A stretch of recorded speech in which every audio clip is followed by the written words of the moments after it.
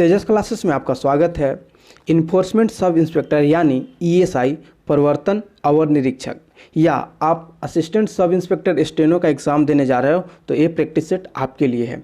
ठीक है, इस प्रैक्टिस सेट में ये फुल लेंथ प्रैक्टिस सेट है और बिल्कुल जो बीपीएसएससी पैटर्न पे आधारित है। ये प्रैक्टिस सेट आपको 3 दिन मंडे, वेंसडे और फ्राइडे को मिलेगा। सबसे पहले आपको 3 काम करना है। कॉपी और पेन उठाकर बैठ जाना है। दूसरा, आप इसमें 100 में कितना स्कोर कर पा रहे हो इसको आपको कमेंट करना है। तीसरा, पीडीएफ के लिए आपको टेलीग्राम चैनल ज्वाइन करना है जहां पे मॉक टेस्ट अपलोड होने के बाद वहां पे पीडीएफ भी अपलोड हो जाता है। चौथा, प्रत्येक प्रश्न के बाद आपको 5 सेकंड का समय मिलेगा जिसमें आपको खुद से अटैम्प्ट करना है। आज का पहला प्रश्न है, निम्नलिखित पशुओं में से किस एक का हड़प्पा संस्कृति में पाई मुहरों और टेराकोटा कलाकृतियों में निरूपण नहीं हुआ है? ये मुहर होगा। इसका आंसर होगा ऑप्शन ए। देखिए, हाथी, गैंडा और बाघ इन तीनों का तो निरूपण हुआ है लेकिन गाय का निरूपण नहीं हुआ है। अगला प्रश्न है, सबसे पुराना वेद कौन सा है? सबसे पुराना वेद कौन सा है? देखिए, जो सबसे पुराना वेद है वो ऋग्वेद है, सबसे पुराना वेद है। अगला प्रश्न है, बुद्ध के जीवन की किस घटना को महाविनिष्क्रमण के रूप में जाना जाता है? तो उनके गृह त्यागना को महाविनिष्क्रमण के रूप में जानते हैं। उनके जीवन में जो भी घटना हुआ है, जैसे ज्ञान प्राप्ति, उनकी ज्ञान प्राप्ति को हम लोग बोलते हैं निर्वाण बोलते हैं। प्रथम उपदेश दिए थे उसको धर्मचक्र परिवर्तन बोलते हैं और मृत्यु को महापरिनिर्वाण बोलते हैं। अगला प्रश्न है, महावीर स्वामी का जन्म कहाँ हुआ था? तो महावीर स्वामी का जन्म कुंडल ग्राम में 540 बीसी में हुआ था। अगला प्रश्न है, हर्षवर्धन के शासनकाल में किस चीनी यात्री ने भारत की यात्रा की थी? कौन सा चीनी यात्री था जो हर्षवर्धन के शासनकाल में यात्रा किया था? देखिए, इसका आंसर होगा ह्वेनसांग। और याद रखना बहुत ही उतना ही आसान है। जैसे हर्ष का मतलब क्या हुआ? खुशी, उल्लास, या आप खुश हो रहे हो। कब आपको बोला जाए ह्वेनसांग? जब गाना बजेगा। जब गाना बजेगा तो क्या हो जाएगा? आप खुश हो जाओगे, तो ह्वेनसांग। अगला प्रश्न है, सूची 1 को सूची 2 से सुमेलित कीजिए तथा सूचियों के नीचे दिए गए कूट से सही उत्तर चुनिए। सूची 1 में आपको दरबारी का भी दिया गया है और सूची 2 में राजा का नाम दिया गया है। आपको मिलाना है।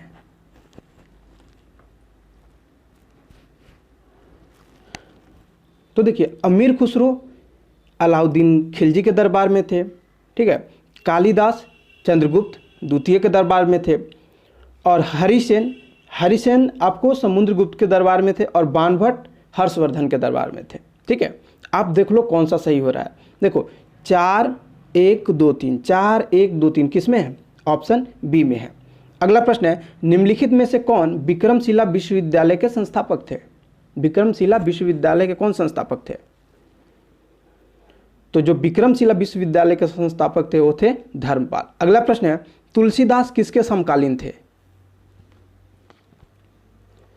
तो तुलसीदास अकबर एवं जहांगीर के समकालीन थे। सूची 1 को सूची 2 से मिलाइए और नीचे दिए गए कूट में से सही उत्तर का चयन कीजिए। सही उत्तर का आपको चयन करना है। ठीक है,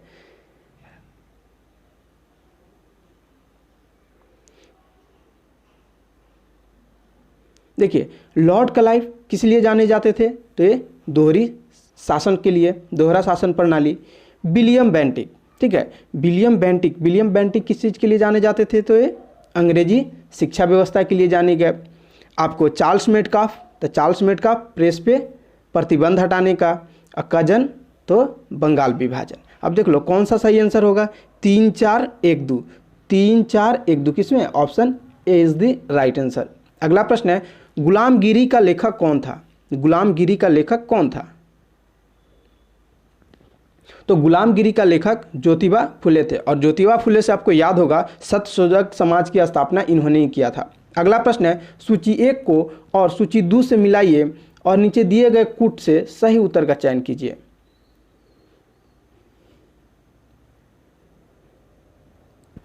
तो देखिए, लॉर्ड डलहौजी किससे? तो ये व्यापगत का सिद्धांत से संबंधित है।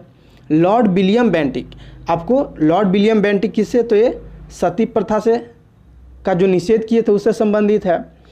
आपको लॉर्ड रिपन से आपको याद होगा स्थानीय स्वशासन से संबंधित, और लॉर्ड कर्जन बंगाल विभाजन। देख लो 4-1-2-3, 4-1-2-3 किसमें? Option A is the right answer. अगला प्रश्न है, चंपारण में तिनकठिया प्रथा का तात्पर्य था। तिनकठिया प्रथा का क्या तात्पर्य था? तो देखिए, तिनकठिया का मतलब था कि आपको 20 कट्ठा में 3 कट्ठा नील का खेती करना होता था। Option A is the right answer. अगला प्रश्न है, रॉलेट एक्ट भारत में लागू किया गया था, कब लागू किया गया था? तो रॉलेट एक्ट भारत में सन 1919 में लागू किया गया था। अगला प्रश्न है, रॉलेट एक्ट लाने का क्या प्रयोजन था? तो देखिए, रॉलेट एक्ट में लाने का जो प्रयोजन था वो था राष्ट्रीय जो क्रांतिकारी गतिविधियां पर रोक लगाना। जो क्रांतिकारी गतिविधियां हो रही थी उस समय, उस पर रोक लगाना था। अगला प्रश्न है, संयुक्त राष्ट्र द्वारा वर्ष 2020 को डैश के रूप में मनाया जाएगा? किसके रूप में मनाया जाएगा, आपको ये बताना है। तो ये पादप स्वास्थ्य के अंतर्राष्ट्रीय वर्ष के रूप में मनाया जाएगा। अगला प्रश्न है, ट्रांसपेरेंसी इंटरनेशनल द्वारा जारी भ्रष्टाचार बोध सूचकांक 2018 के अनुसार भारत की स्थिति है। भारत की स्थिति कैसी है ये बताना है आपको। तो 78वें पोजीशन पे हम लोग हैं। अगला प्रश्न है, हाल ही में भारत सरकार के किस मंत्रालय द्वारा दीक्षारंभ और परामर्श नामक 2 योजनाओं की शुरुआत की गई? तो मानव संसाधन विकास मंत्रालय के द्वारा, जिसको एचआरडी मिनिस्ट्री भी बोलते हैं, उसके द्वारा ये किया गया था। अगला प्रश्न है, प्रोजेक्ट कन्नम्मा किससे संबंधित है? देखिए, ये तमिलनाडु के सरकारी स्कूल में मुफ्त सैनिटरी नैपकिन वितरण करने का कार्यक्रम है। ठीक है, इन सैनिटरी नैपकिन्स का निर्माण इरुल्ला ट्राइबल वीमेंस वेलफेयर सोसाइटी द्वारा किया गया है। अगला प्रश्न है, उन्नति, जिसको UNNATEE योजना भारत सरकार के किस मंत्रालय से संबंधित है? आपको बताना है उन्नति जो योजना है भारत सरकार का, वो किस मंत्रालय से संबंधित है। देखिए, उन्नति योजना जो है भारत सरकार का विद्युत मंत्रालय से संबंधित है, और जो उन्नति का फुल फॉर्म होता है वो होता है unlocking national energy efficiency protocol. अगला प्रश्न है, 17वीं लोकसभा के अध्यक्ष किसे चुना गया है? इसका आंसर होगा ऑप्शन डी, ओम बिरला को चुना गया था। अगला प्रश्न है, अटल रैंकिंग किससे संबंधित है? देखिए, अटल रैंकिंग नवाचार उपलब्धियों पर शिक्षण संस्थानों की रैंकिंग से संबंधित है। अगला प्रश्न है, राष्ट्रीय स्वच्छ सर्वेक्षण ग्रामीण 2018 के तहत शीर्ष स्थान प्राप्त करने वाला जिला कौन सा है? इसका आंसर होगा ऑप्शन डी, जो सतारा जिला है महाराष्ट्र का, वही शीर्ष स्थान प्राप्त किया है। अगला प्रश्न है, राष्ट्रीय समर स्मारक यानी नेशनल वार मेमोरियल का निर्माण किस शहर में किया गया है? नेशनल वार मेमोरियल का निर्माण किस शहर में किया गया है, आपको इसका आंसर देना है। इसका आंसर होगा ऑप्शन ए, नई दिल्ली में किया गया है। अगला प्रश्न है, हाल ही में कौन सा राज्य संस्कृत को राज्य की द्वितीय आधिकारिक भाषा बनाया है? तो ये हिमाचल प्रदेश का द्वितीय अधिकारी भाषा बना है। अगला प्रश्न है, गरीब सवर्णों को नौकरी व शैक्षणिक संस्थानों में 10% आरक्षण किस संविधान संशोधन अधिनियम के तहत लागू हुआ था? देखो, जो EWS है ना, आप लोग EWS जानते होंगे, 10% जो आरक्षण दिया गया है वो कौन सा संविधान संशोधन के अंतर्गत लागू हुआ है, आपको ये बताना है। इसका आंसर होगा ऑप्शन डी, 103वां संविधान संशोधन अधिनियम है। और मैं बात करूं GST की, तो GST 101वां संविधान संशोधन अधिनियम के तहत लागू हुआ था। अगला प्रश्न है, नीति आयोग द्वारा हिमालयी राज्य क्षेत्रीय परिषद का गठन किया गया है, इसके अध्यक्ष कौन है? तो डॉक्टर PK सरसावत जो है, इन्हीं को बनाया गया है। नाम में थोड़ा सा आप लोग देख लीजिएगा, नाम थोड़ा सा स्पेलिंग मिस्टेक हो सकता है। अगला प्रश्न है, केंद्रीय बजट 2019-20 के अनुसार सरकार निम्न में से किस पर सबसे ज्यादा व्यय करेगी? किस पे सबसे ज्यादा व्यय करेगी? तो इसका आंसर होगा ऑप्शन डी। देखिए, करों और शुल्कों में राज्यों का हिस्सा पे सबसे ज्यादा सरकार व्यय करने वाली है। अगला प्रश्न है, भारत में सरकार द्वारा दी जाने वाली सब्सिडी का सबसे अधिक भाग किस क्षेत्र को जाता है? देखिए जो भी सब्सिडी भारत सरकार द्वारा दिया जाता है आपको, जैसे आपको गैस पे छूट मिलता है, कुछ सब्सिडी आता है, खाद पे छूट आता है, कुछ सामान खरीदते तो उस पर सब्सिडी मिलता है, तो उसमें सबसे ज़्यादा भारत सरकार किस पे सब्सिडी देती है ये बताना है आपको। इसका आंसर होगा ऑप्शन सी। देखिए खाद्य मद जो है इस पे भारत सरकार सबसे ज़्यादा अनुदान दे रही है। अगला प्रश्न है, आर्थिक समीक्षा 2018-19 के अनुसार भारतीय अर्थव्यवस्था की वृद्धि दर 2018-19 में कितनी रही? तो 2018-19 में जो वृद्धि दर था यानी जीडीपी वो 6.8% रही है। अगला प्रश्न है, 21वां फीफा वर्ल्ड कप 2018 का शुभंकर क्या था? तो जो 21वां फीफा वर्ल्ड कप, यहाँ वर्ल्ड कप देख लीजिए, वर्ल्ड कप होगा, वर्ल्ड कप 2018 का शुभंकर रहा उसका था वो जीवीवा का। अगला प्रश्न है, श्रेयसी सिंह किस राज्य की महिला शूटर खिलाड़ी है? श्रेयसी सिंह किस राज्य की महिला शूटर खिलाड़ी है? तो यह है बिहार की महिला शूटर खिलाड़ी है। अगला प्रश्न है, वॉली पास किस खेल से संबंधित है? वॉली पास किस खेल से संबंधित है? तो वॉली पास वॉलीबॉल से संबंधित है। अगला प्रश्न है, HTML का फुल फॉर्म बताएं। आपको HTML का फुल फॉर्म बताना है। तो HTML का जो फुल फॉर्म होता है हाइपर टेक्स्ट मार्कअप लैंग्वेज। तो option C is the right answer. अगला प्रश्न है, पैराडाइज लास्ट किसने लिखा है? पैराडाइज लास्ट किसने लिखा है? इसका आंसर होगा ऑप्शन डी, जॉन मिल्टन के द्वारा लिखा गया है। अगला प्रश्न है, जेनेटिक इंजीनियरिंग होगा, ये जीई होगा। जेनेटिक इंजीनियरिंग यानी अनुवांशिक अभियांत्रिकी क्या है? आपको बताना है अनुवांशिक अभियांत्रिकी जिसको जेनेटिक इंजीनियरिंग बोलते हैं वो क्या है। तो देखिए जो जेनेटिक इंजीनियरिंग है इसका मूल जीनोम में बाह्य जीनोम को जोड़ने की प्रक्रिया को ही जेनेटिक इंजीनियरिंग बोलते हैं। Option A is the right answer. अगला प्रश्न है, परम शिवाय नामक सुपर कंप्यूटर का लोकार्पण 19 फरवरी 2019 में नरेंद्र मोदी द्वारा किया गया, यह कहाँ स्थापित है? यह IIT BHU यानी बनारस हिंदू यूनिवर्सिटी में स्थापित है। अगला प्रश्न है, किस देश ने पहले टेस्ट ट्यूब शावक शेर का बच्चा जन्म कराने में सफलता प्राप्त किया? आप सबने सुना होगा कि टेस्ट ट्यूब बेबी से इंसान का अपने बच्चे का जन्म देता है, ठीक है, लेकिन आपने पहली बार सुन रहा है कि शेर के बच्चे को भी हम लोग जन्म दिए हैं। तो कौन सा देश कारनामा किया आपको ये बताना है। तो देखिए दुनिया में पहली बार शेर के 2 शावकों ने टेस्ट ट्यूब बेबी यानी IVF से पैदा हुए हैं। साउथ अफ्रीका में अफ्रीकी वैज्ञानिक इसमें कामयाब हुए, यानी दक्षिण अफ्रीका के अफ्रीकी वैज्ञानिक कामयाब हुए। अगला प्रश्न है, नोकरेक राष्ट्रीय उद्यान किस राज्य में स्थित है? नोकरेक राष्ट्रीय उद्यान किस राज्य में अवस्थित है? तो नोकरेक जो राष्ट्रीय उद्यान है वो मेघालय में स्थित है। अगला प्रश्न है, काटीजिना प्रोटोकॉल का संबंध है, काटीजिना प्रोटोकॉल का संबंध किससे है? तो काटीजिना प्रोटोकॉल का संबंध जैव सुरक्षा से है। अगला प्रश्न है, क्योटो प्रोटोकॉल निम्न में से संबंधित है? क्योटो प्रोटोकॉल किससे संबंधित है?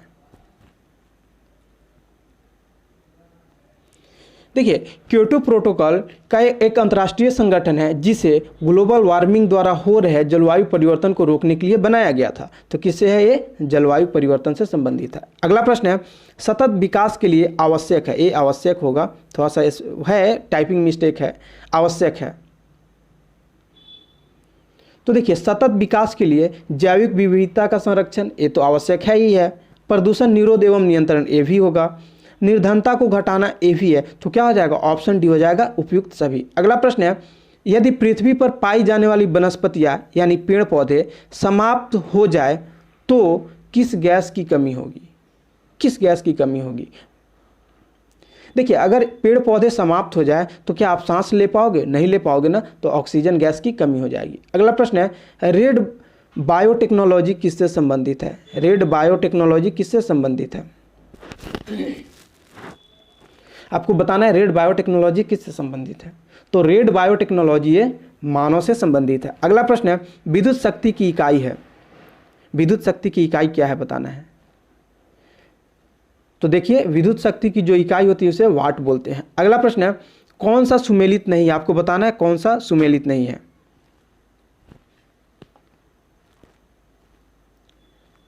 देखिए टेम्परेचर सेल्सियस में मापते हैं, ठीक है। रक्त को RH फैक्टर RH गुणांक में मापते हैं। आर्द्रता को किस पे? आर्द्रता को रिक्टर पैमाने पे मापते हैं? नहीं मापते हैं। किलोवाट आवर विद्युत को मापते हैं? ठीक है, ये गलत है। ठीक है, यही गलत है। तो ऑप्शन डी जो हो जाएगा ये सही आंसर हो जाएगा। ऑप्शन डी और बी ऊपर नीचे हो चुका है, इसको आप लोग देख लेना।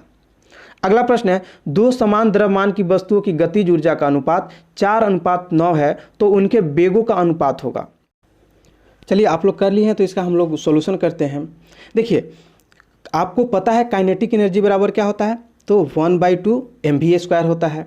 तो दो काइनेटिक एनर्जी का बात किया जा रहा है जिसका क्या है, मास समान है। तो लिख देंगे काइनेटिक एनर्जी 1 बराबर 1/2 mv1² और काइनेटिक एनर्जी दूसरा बराबर 1/2 mv2²। चूँकि मास समान है तो मास से मास दोनों का कट जाएगा, हाफ हाफ दोनों है तो ये भी कट जाएगा। ठीक है, बच क्या गया, काइनेटिक एनर्जी 1 बटा काइनेटिक एनर्जी 2 बराबर क्या बच गया, v1² बटे v2² हो गया।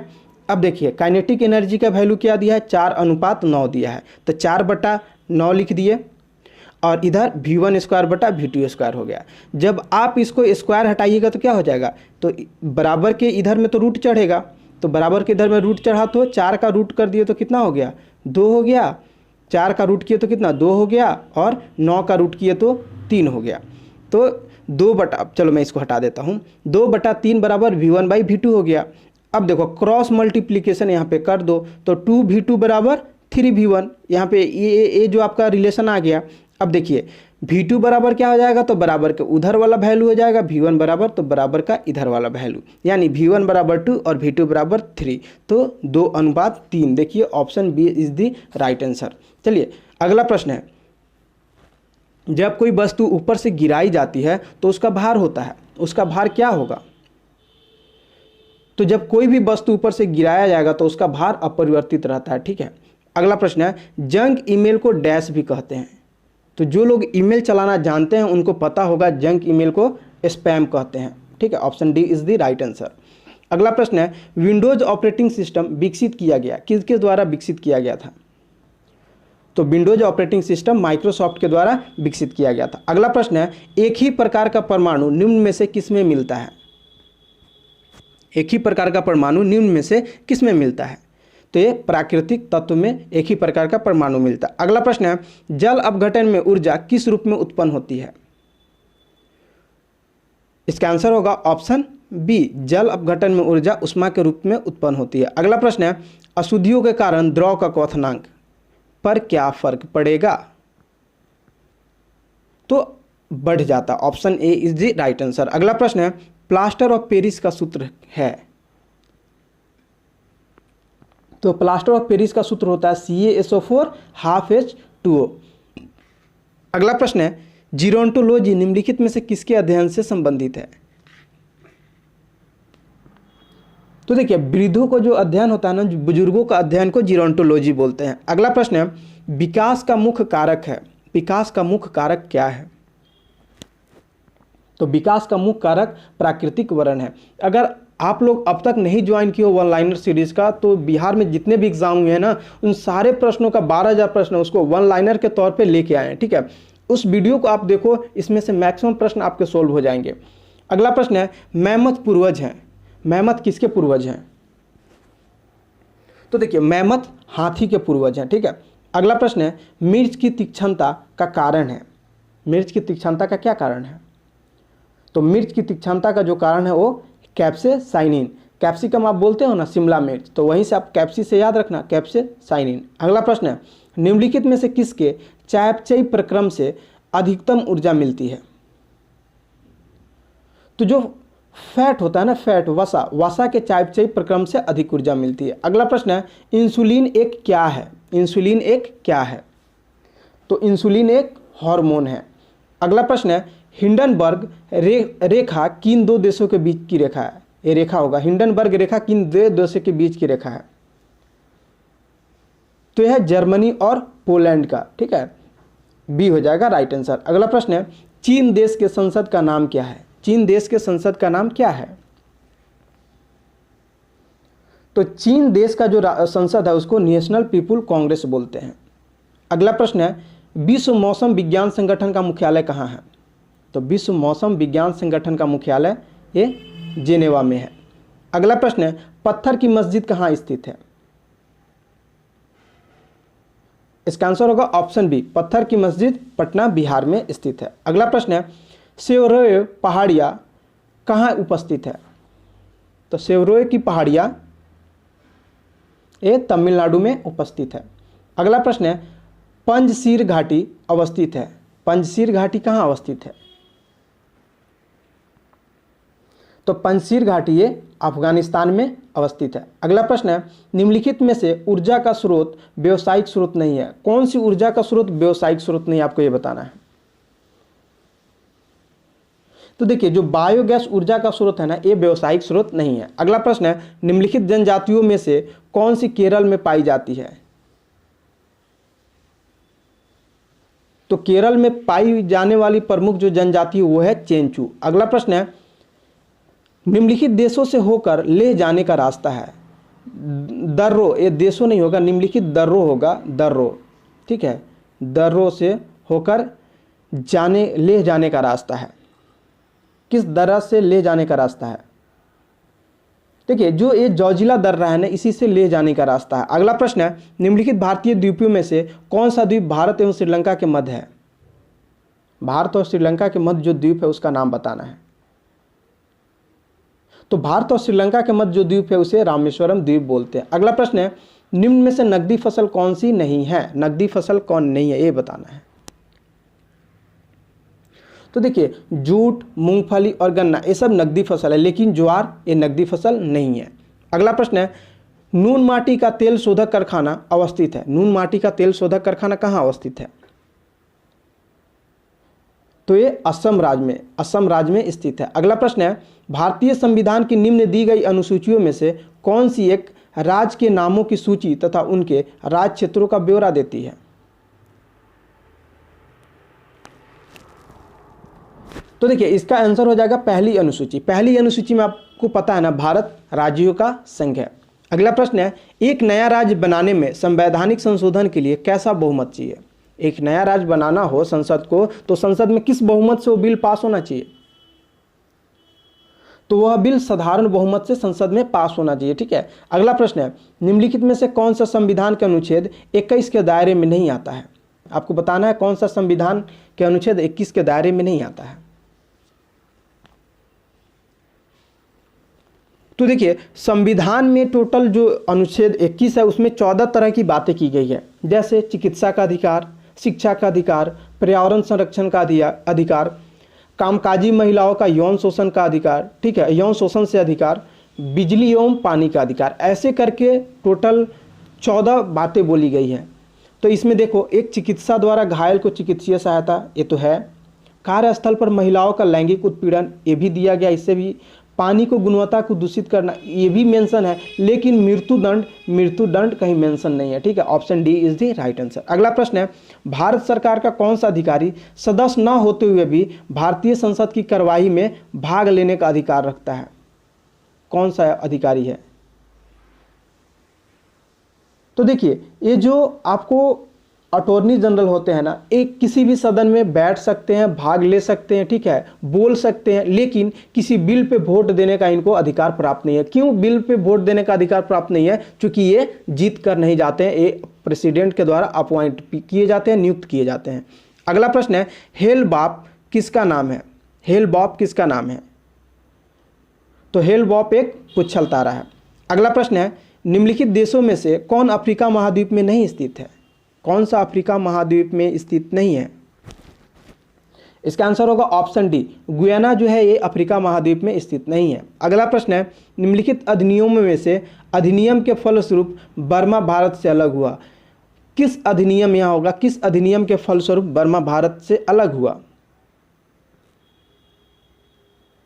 तो बर्मा भारत से अलग भारत शासन अधिनियम यानी गवर्नमेंट ऑफ इंडिया एक्ट 1935 से अलग हुआ था। अगला प्रश्न है, भारतीय विधान पालिका प्रथम बार द्विसदनीय बनाई गई? कब द्विसदनीय बनाई गई?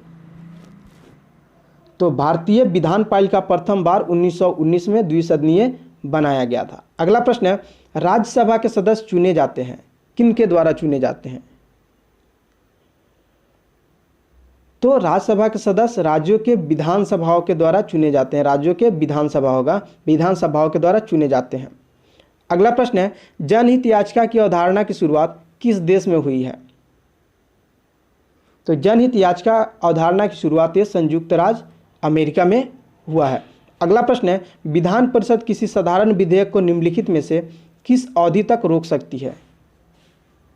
तो देखिए, विधान परिषद इसको सिर्फ 4 महीने तक रोक सकती है, जबकि अगर बात करें राज्यसभा की तो 6 महीने तक।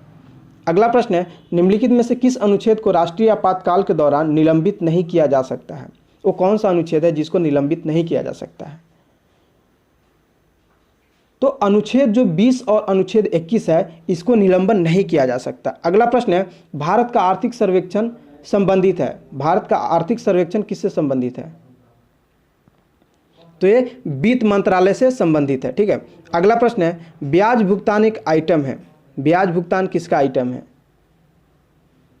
तो ब्याज भुगतान राजस्व व्यय का आइटम है। अगला प्रश्न है, भारतवर्ष में सिक्कों की ढलाई होती है, भारतवर्ष में सिक्कों की ढलाई कहाँ होती है?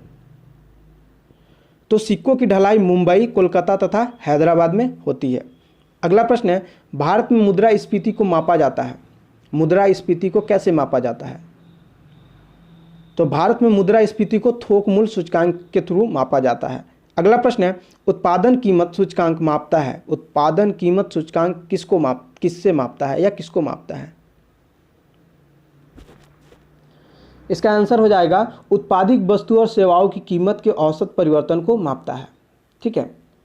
अगला प्रश्न है, लोकसभा चुनाव 2019 में कितने चरणों में समाप्त हुआ? तो लोकसभा चुनाव 2019 का ये 7 चरणों में समाप्त हुआ था। अगला प्रश्न है, संप्रीति 2019 किन 2 देशों के बीच का युद्ध अभ्यास हुआ? तो संप्रीति जो 2019 में हुए या संप्रीति जब भी हुआ है, यह भारत तथा बांग्लादेश के बीच में हुआ है, ठीक है, भारत तथा बांग्लादेश के बीच में हुआ है। अगला प्रश्न है, स्वच्छ भारत अभियान के ब्रांड एम्बेसडर कौन है? तो स्वच्छ भारत अभियान के ब्रांड एम्बेसडर अमिताभ बच्चन जी हैं। अगला प्रश्न है, डोर स्टेप डिलीवरी योजना किस राज्य से संबंधित है? तो देखिए, डोर स्टेप जो डिलीवरी योजना है यह दिल्ली राज्य से संबंधित है। दिल्ली में अभी क्या है, आपको अनाज पानी, चाहे आप जाति आवासीय या कोई भी driving licence, voter ID card, सब चीज़ क्या है, आपको डोर स्टेप आके आपका काम किया जाता है, आपसे डॉक्यूमेंट्स लिया जाता है, आपको फिर से पहुंचाया जाता है, उसके एवज में बहुत कम चार्ज लिया जाता है। तो बहुत अच्छा प्रोग्राम है ना। अगला प्रश्न है, यदि राष्ट्रपति एवं उपराष्ट्रपति का पद खाली हो तो भारत के राष्ट्रपति के पद पर कौन होता है?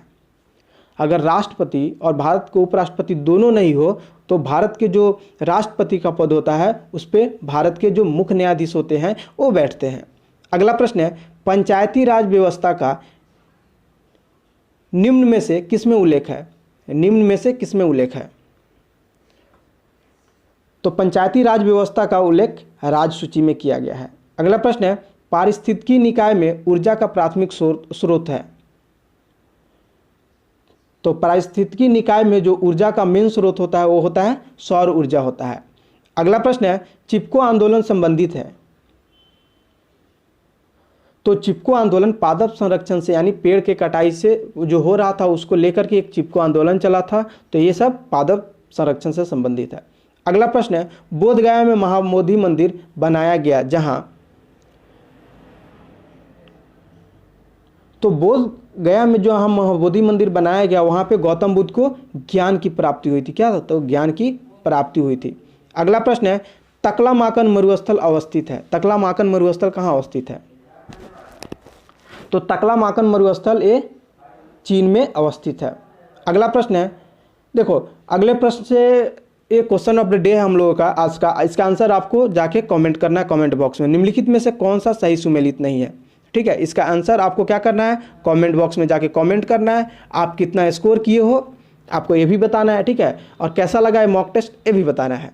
आज के लिए इतना ही, हम लोग अगले मॉक टेस्ट 2 के साथ